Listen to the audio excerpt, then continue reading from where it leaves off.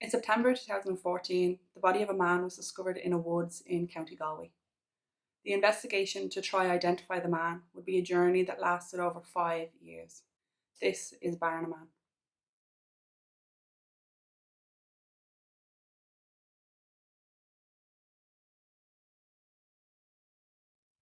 On September 27, 2014, a man out walking his dog came across the body of a man in Rushian Bay Woods in BARNA, County Galway. When Gardaí arrived, it was clear that the man had ended his life and that he'd been there for some time. His body was badly decomposed, so it would be more difficult to identify him. Detective Sergeant Colin McDonough, I'm probably saying that wrong, Detective Sergeant Paddy O'Shea and Sergeant Patricia Brady were involved in the investigation. On the man was found a €5 note, a £10 note, a house key, and a note. And the note was written in English, and it said that he did not have any loved ones, so that they did not need to try identify him. A post-mortem was carried out on the man. He was determined to be of middle-aged with a heavy build. He was over 6 foot tall, white, with dark hair. There was a ligature around his neck, and he had died of asphyxia. It is thought that he could have been in the woods up to 6 weeks. His fingerprints and DNA profile were taken, but there were no hits in our database here. There was a black notice sent out then to Interpol, but again, there was no hits. BARNA Man, as he would come to be known, was buried in an unmarked grave. The man was wearing an Athletech fleece jacket along with runners by Athletech as well, and these were from a US department store. The watch he was wearing was Caraval by Belova, and this was also only available in the US and Canada. The house key that he had on him was just one single house key, and it was like that, just a normal generic house key. This all happened kind of in the height of tourism. So Gardaí spoke to hotels, B&Bs, landlords to try see if they could help, but no one could. Dr. Christopher Rain from the University of Dundee in Scotland, he created a photo fit of the man, and this would go on to be the face of BARNA Man. This was put on posters and put in like every pub, every shop, every church, all over. His teeth had a prominent gap in his upper teeth, and he was missing some of his lower teeth. The dentistry work was either from the US or Eastern Europe. So Gardaí decided to try carbon dating on some of his teeth. So they sent 2 molars to Dr. Cook in Glasgow University, also in Scotland. The Scottish seem to be on the ball. So he done radiocarbon dating and determined that the man was between 43 and 48 years of age. DNA-based phenotype testing, I'm just saying words at this stage, determined that the man was of European origin. The cold case was featured in January 2018 on Crime Call, which I've explained before. And this generated a lot of leads from all over Ireland, people who thought that the man, the description of the man fitted someone that they knew. There was also leads from America. Obviously, the Gardaí had to follow up every single one of these, which, takes up time and stuff. Each one led to a dead end. A driver's license was found near BARNA, and it was for an American. So they tracked this person down. The details on the driver's license actually matched the details of BARNA Man. So they tried to track the person down, and they did, and they were alive and well. So because the clothes and like the watch pointed to the US, Gardaí decided to try connect with US police forces, and unfortunately, because the man did not die of a crime as a result of a crime, they basically said they couldn't help him, and they seemed to think it was weird that the Gardaí were spending so much time trying to identify this man. The case went cold. There seemed to be no answers. Then in July 2019, a manager in a factory in Galway was chatting to like one of the workers, a Polish man, and whatever they were talking about, the story came up. The Polish man then told him the story of someone who had come to stay with him and his other housemate in 2014. That this guy answered an ad to rent one of the rooms in their house in Knocknacarra on a Polish website.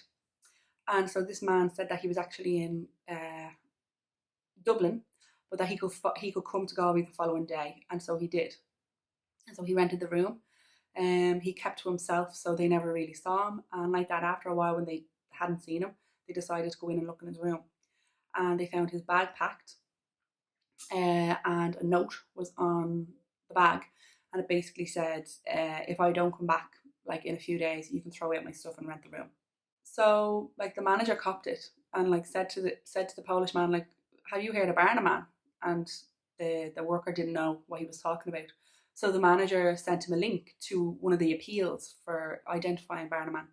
So on the 15th of July, the Polish man, along with his housemate, went to the Garda station to tell them about their lodger. So among the lodger's belongings that they must have kept was the passport. And Colin McDonagh believed that the photo on the passport looked like the photo fit of the man. And then there was the case of the key. So they asked the housemates if they could, check if the key fit their door. And they said, unfortunately, they actually changed the lock shortly after the lodger had been there. But the Polish man then told them that they had kept the cylinder thingy off the lock for whatever reason. I don't know, but luckily they did. So they brought it in, and Colin put the key in, turned it, and that was that. Gardaí were able to track the man's family down to a farm in Poland. They spoke to his brother and to his parents, who agreed to give their DNA to check if it was a match. I was about to say last year in January 2020, and I'm like, oh no, we've lost another year. So in January 2020, it was confirmed that the DNA of BARNA man matched the family in Poland. Teodoro Brusco was a 46-year-old man from Poland. In 1990, he had left and travelled to the US for a better life. He spent over 20 years in Florida and then decided to come back to Europe. He kept in like sporadic touch with his family, would let them know when he moved here and there, but he never told them that he had come to Ireland. We obviously don't know why he came to Ireland. I'm imagining that he went to England at some point because he had sterling on him. But while here, on the 22nd of July, he received a PPS number. For anyone outside of Ireland, a PPS number is basically like your social security number for like working in tax and stuff like that, or for like welfare benefits and things like that. So he obviously applied for one and received it on the 22nd, and it's believed then on the 25th he travelled to Galway. His family were obviously devastated when it was confirmed that it was their brother and son. Apparently his mother collapsed when she heard the news. The family sent a letter of thanks to the Gardaí, and they described Teodoro as someone who was always willing to help others. He would be willing to send money home if he thought if he heard that someone needed it, this type of thing. And they were just sorry that he never thought that he could reach out for help. So that is the story of BARNA man.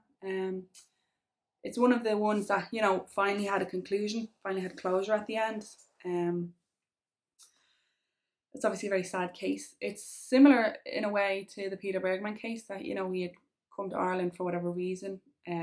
Whether he had decided to end his life when he arrived, I don't know.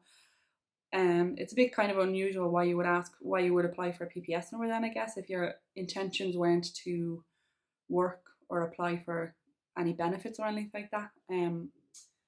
From what I can tell, he didn't apply for benefits or anything, and he wasn't working, so maybe that had been his plan and then things changed. Maybe the demons that he was battling just got too strong. I don't know what his intentions originally were, or why he chose Galway. I was actually wondering then, could it have been because obviously in 2014 was 5 years after Peter Bergman? Could he have thought, well, someone else was able to, get away with just disappearing, kind of thing? Is that what he wanted to do? It's quite sad that he thought, even in his last moments of, deciding to carry out what he did, that he was still thinking like that he didn't want to, he didn't want to waste somebody's time by saying like, you need to look for me. Oh, like I don't have any loved ones. When clearly he did. And, Teodoro was worth finding out who he was, and his family were worth finding out about their son and their brother, so that they can, grieve for him and remember him. So that is the story of BARNA man Teodoro Brusco. I hope you all had a lovely Christmas, which seems like forever ago at this stage. I hope you're all still keeping safe. It's been a few weeks, so I'm doing this video and then I'm gonna do another video this week as well. So I'm hoping to get 2 out in this week to make up for all the times I don't. And then I should have another one the following week, and then I'm kind of hoping to get into a kind of big project. Again, let me know what you think of this case and what you think of the video. The sun, the winter sun. Do you know what my sister said? I used to slag my sister when I was a child because she used to wear sunglasses when she was driving in the winter, and I used to be like, "Why are you wearing sunglasses? They're only for the summer."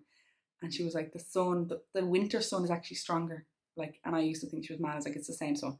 But now I know I was very, very clearly wrong, because whenever I'm driving, I'm blinded, and even now, the sun, I have to have the blinds closed basically, even though it's a lovely day, because I'm literally blinded. If I don't have them, I wouldn't be able to look at the camera. Just a little rant there about the sun. So again, if you have any case suggestions or anything like that, you can let me know, pop them down below, or you can email me. And yeah, so hopefully I'll see you in the next video in just a couple of days. So thanks, take care everybody, bye.